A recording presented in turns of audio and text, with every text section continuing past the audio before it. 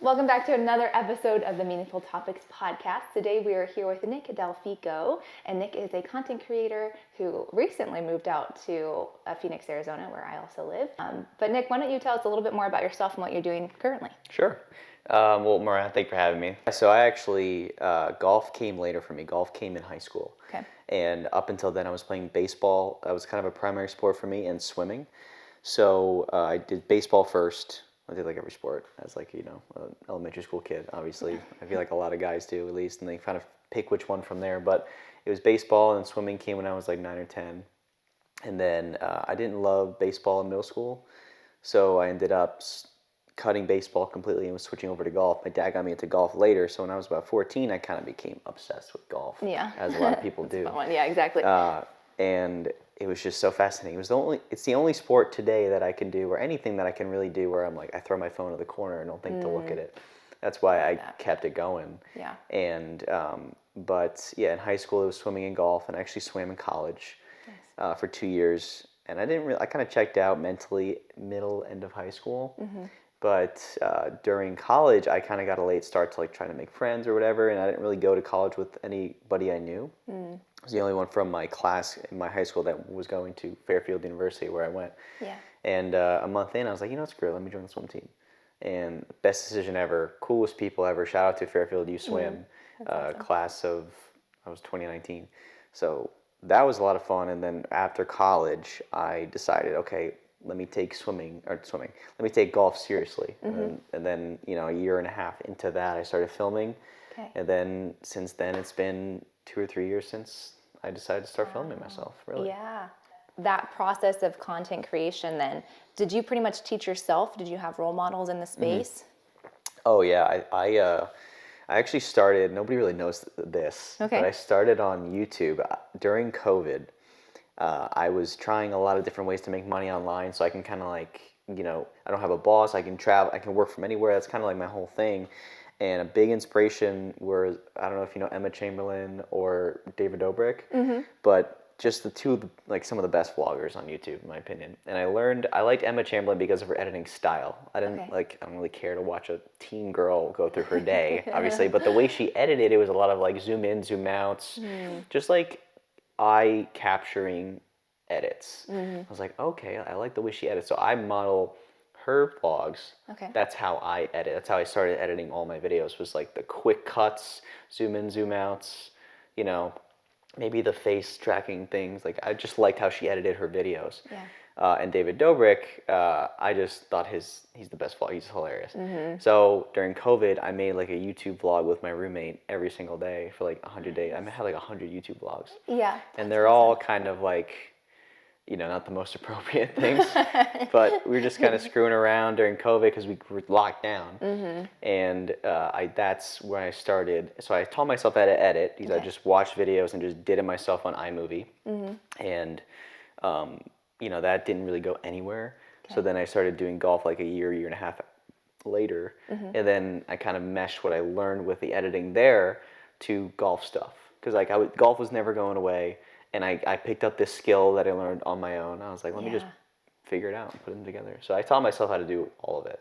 Awesome. And then I bought a tripod and, just started filming. Nice. And you still do the majority of your editing? I do it all right now. Wow, yeah. So that's a lot of work. It's a lot. But do you still love it? Like you still just lose hours, like not thinking about how long it's taking you, just like to the passion of doing the video? I mean, I don't know. I actually don't love the editing part. And I feel like I've been pretty injured. So right before my injury, I kind of was losing like the love for the content creation, I guess. I feel like I kind of went through a wave of a super high, and then I kind of just lost sight of, like where do I want to take it from here? And I kind of couldn't really figure it out. And then I got injured, so that didn't help. And then I'm really like, I had the bug. I haven't played golf really. I was talking to Mariah before this. I haven't played golf in like, without pain-free in like 6 months. Because that's kind of when I broke my hand. But I'm very excited to get back. And I would say I don't love sitting down and editing for like 6 straight hours. But kind of when that finishing product comes out, I'm like, you know what? It's going to be a memory. And I'm glad I went through it. And as it comes together, the beginning sucks editing a video because it's just a raw cut. But when it comes together, it's really something special because like it's one of a kind. No, Yeah. and it's a moment of you. So like I started to appreciate that, especially when I first started. Like it's just a moment of my golf, a moment of my round or whatever. Yeah. So I started to enjoy it. But for a Definitely. while, I definitely lost some sight of like I don't want to be doing this, but I'm excited to get back. Good. Yeah. I mean, it takes, like you said, so much time. Like 6 hours is maybe even on the light side. Sometimes, as you Yeah. told me, sometimes like, oh, this video is going to take me like at least 10 hours. YouTube videos will for sure take they'll take Yeah. days. People don't really Yeah. get that. Like Exactly. a YouTube video will take days sometimes, and then an Instagram video could take an hour. You watch it for 1 minute, but it takes me an hour sometimes, especially in the beginning. Yeah, Yeah. it's so true. Yeah, it takes a lot of work behind the scenes when you're doing what you're doing. I think it's interesting how much we learn along the way too. Like you said, like when it comes together, it feels so good, but you also realize like there's a little victory of how much you've learned and like little editing techniques. You're like, oh, I applied this one today that I normally don't, or I learned a new skill, or I had to teach myself this. So I really like that the aspect of when you are filming yourself, you get to watch yourself back and like learn from, oh, I say this word a lot, or Yeah. I realize I have this mannerism, and Totally. and there's a balance of like owning that and Yeah. turning it into your thing, or maybe being like, I want to change that. I didn't realize Right. I was doing that.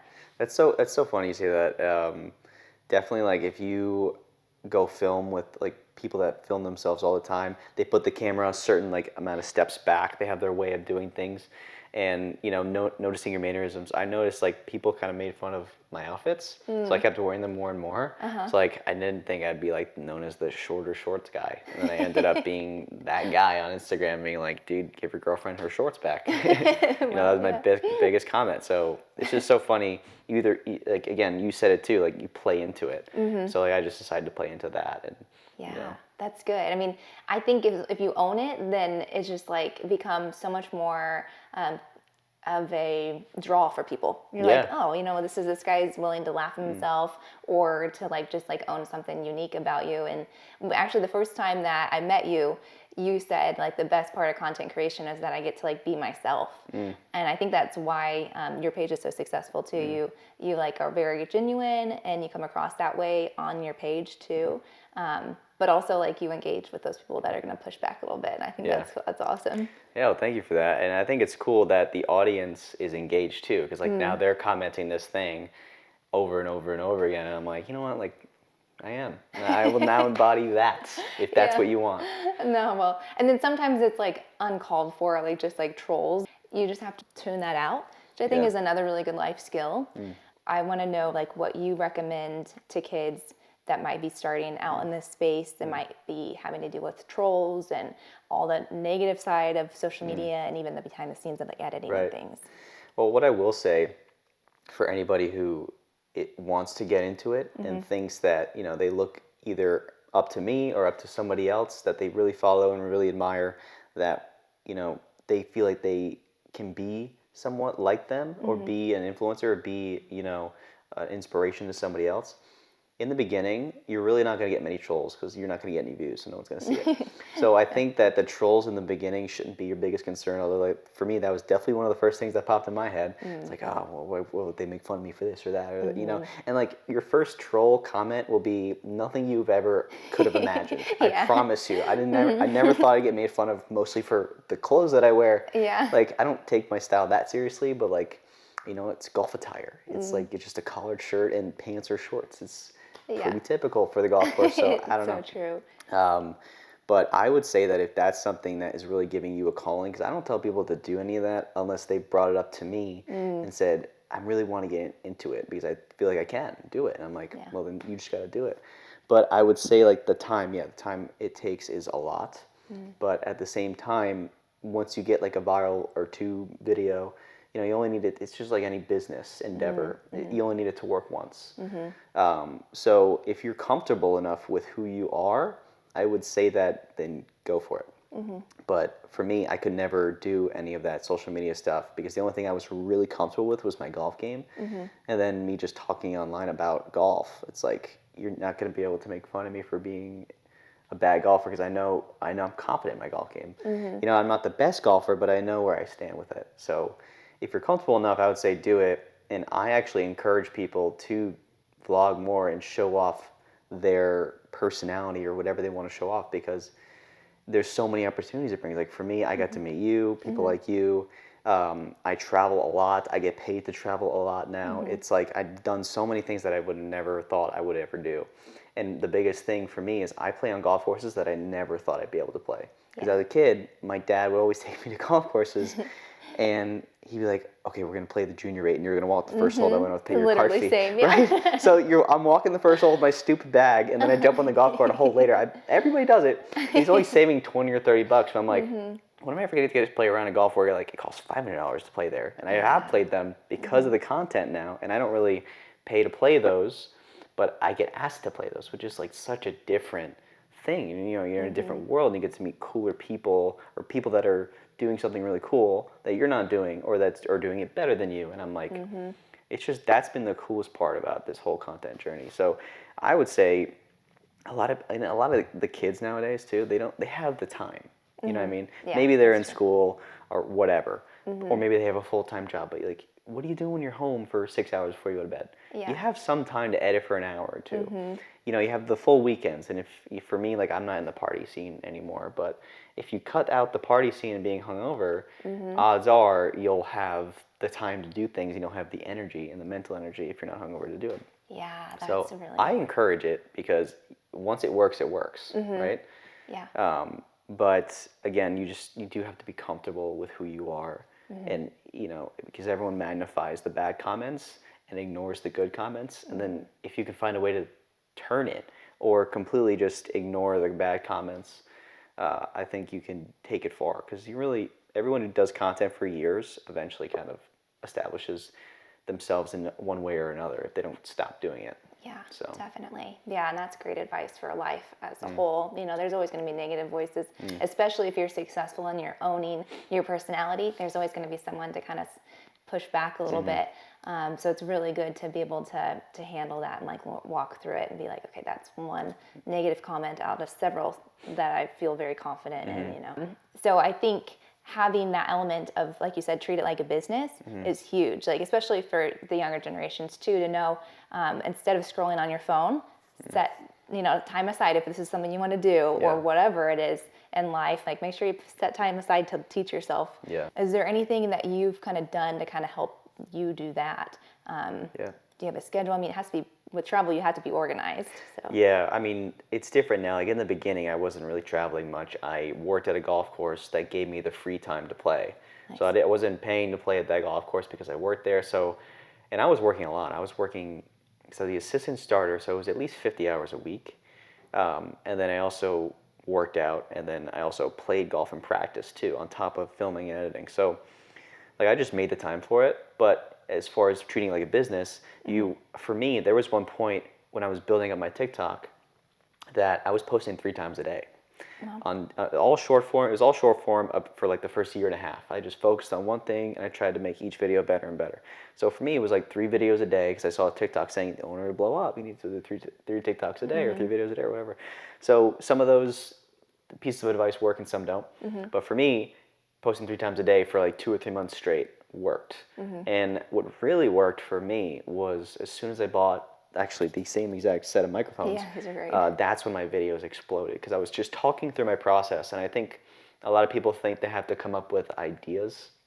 I think you just need to film yourself doing what you are already doing, and try to make it a fun and entertaining video if you can. Yeah. So for me, like, treat it like a business, post every single day on short form, and you know, like, set aside the things that don't help that journey, like scrolling. Get rid of doom scrolling. You don't need it. You know, and then that way you eventually you'll make the time for it if you really want it. So treat it like a business and post every single day. And then eventually, as you grow, opportunities will just come to you. People will DM you. Like, most of my paid opportunities have been Instagram DMs or emails. I like that point of a business is reaching out to you, because then you have to then negotiate and figure out, is this worth it to me? Is this something that I really want to do? What's the time that's going to take me to do this? So I think really being organized in the beginning, like you were too, having goals set, and then kind of sticking to those, but also documenting how long is this going to take me practically. So then, of course, I started this podcast because I think golf really facilitates really good conversation. What are strategies you do to create meaningful topics and conversations within golf and the content you create? Yeah, so I would say golf has obviously brought a lot of relationships into my life, and a lot of like great ones. So when I'm on the golf course just trying to get to know somebody, like I don't remember exactly how our conversation went the first time we ever played together, but I think just being myself was kind of the biggest thing. It's like people want to play golf with other people that have good energy, that just love golf and want to be there, right? So, don't get mad on the golf course because Yeah, it doesn't that's a matter. big, No yeah. one's going to remember how bad you played. They're going to remember how annoying it was to play with you. You know what I mean? If It's you true. are upset about it. So, no one's going to remember that I hit 2 balls out of bounds in the ninth hole on a bad round. Like, they're going to forget about that, and I'm going to forget about it. So, I think just being, comfortable with who you are and not caring about the golf is priority A. Not being too slow is priority B. But I try to really help people where I can. So, if somebody that is not in the golf industry like needs help getting out on a golf course, I'll do what I can. I'll try to get them, something else that might help them. So it's just a matter of like trying to do things for the goodness of someone else versus just like how can I benefit. Yeah. And everybody in the industry, they talk, right? So we know who the people are that are trying to either trying to really hard to impress you or trying to get something out of you or trying to do things solely for themselves. And I think everybody can win in being an influencer or being a vlogger or whatever. So I think if you help people win for themselves, like you're going to get so much out of that. And also you're going to get like just the satisfaction of being a nice person. Yes, yeah, So I exactly. think that's mostly what it's about. Because the best part about this is I've told you many times, like just meeting people that are also doing it and having friends in the industry that get it, that have put the time in to get to where they are, and we all get it. So it's just nice to like, you can be yourself more so around people like that. But No, I love that. That's really good advice. And I always tell people, like, live your life like your page doesn't exist or that it's going to go away at any moment. Because Yeah. it could. Like, it's Yeah. not who you are. Who you are in person is really what matters. And yeah, and so that's such good advice on the golf course and in life. Thank you, Nick, for sharing that. And we see that in you. So keep sharing your personality. We love seeing your genuine content and encourage everyone at home to find your passion, find your people. It doesn't have to be in content creation, but find something that inspires you that you want to put the time into and develop that skill. And document your journey. Telling you, like, even if you don't post any of it, it's memories and it's priceless. You're gonna want to see, like, especially me seeing videos of myself as a kid. I wish I had more of them because I obviously, 20 years go by and you forget what you were doing as a 7-year-old. So Yeah, no, it's so true. yeah. There's a lot you can learn about yourself when you record it and watch it back, and then, and like you said, memories too. So good.